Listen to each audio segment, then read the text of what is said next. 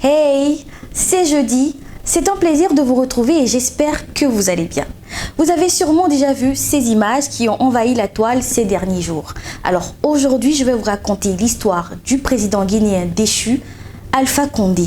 L'histoire d'une carrière à rebondissement durant laquelle il aura connu l'exil, la prison et le pouvoir suprême. Alors on se pose, on s'abonne et on décolle.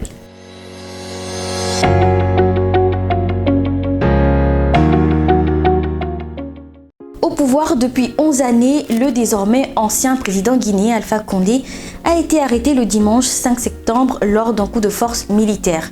Le putsch a été mené par le Comité national du rassemblement et du développement CNRD, un comité dirigé par le nouvel homme fort de la Guinée, le lieutenant-colonel Mamadi Doumbouya. Mais allons à l'essentiel, qui est Alpha Condé? Alpha Condé est né le 4 mars 1938 à Boké en Basse-Guinée.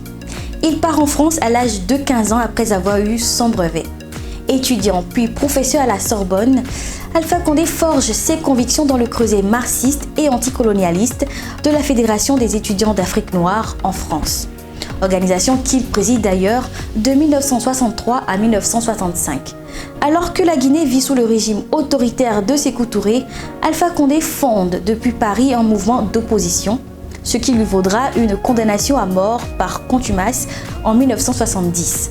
Après la mort de Sékou Touré, Alpha Condé revient en Guinée grâce à des alliances scellées en exil et met sur pied le RPG, le Rassemblement du peuple guinéen. Il s'oppose à Lassana Conté, un militaire arrivé au pouvoir en 1984 grâce à un coup d'État. Il sera aussi un farouche opposant de Moussa Dadis Camara. Alpha Condé est arrêté en décembre 1998 et maintenu en détention pendant 20 mois sans procès. Une cour spéciale le condamne ensuite à 5 ans de prison pour atteinte à l'autorité de l'État et à l'intégrité du territoire national. Il est finalement libéré en 2001 par une grâce présidentielle et devient un symbole fort pour la Guinée et pour tous les opposants de la région.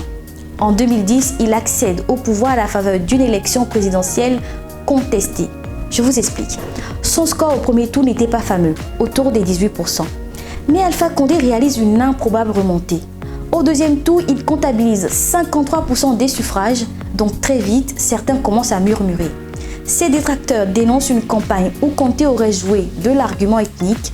D'autres dénoncent ses relations et accusent même Vincent Bolloré de l'avoir aidé en mettant à son service sa société de conseil Havas en échange d'un contrat de concession du port de Conakry.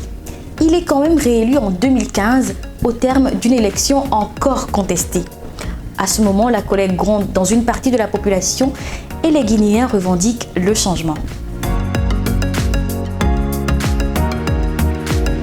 Sur le plan économique, les choses n'évoluent pas. L'activité extractive explose, mais ces richesses minières profitent plus aux investisseurs qu'aux communautés riveraines.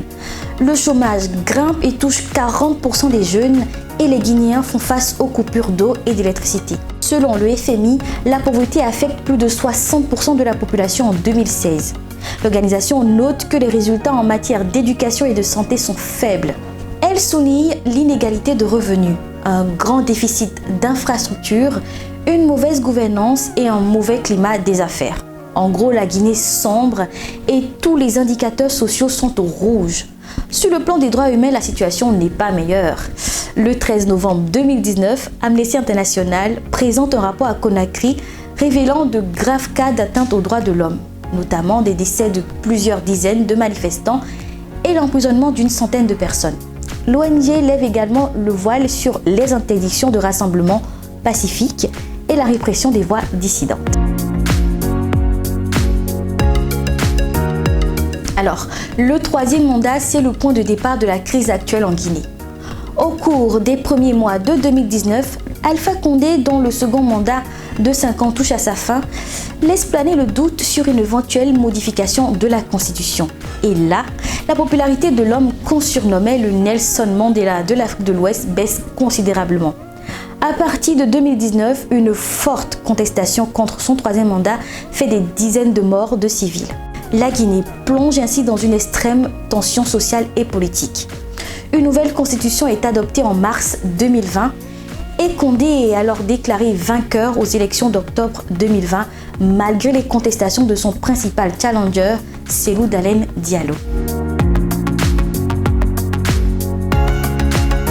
Eh bien, si certains observateurs se sont étonnés de la facilité avec laquelle les militaires ont mené ce coup de force, peu se disent surpris par la survenue d'un putsch.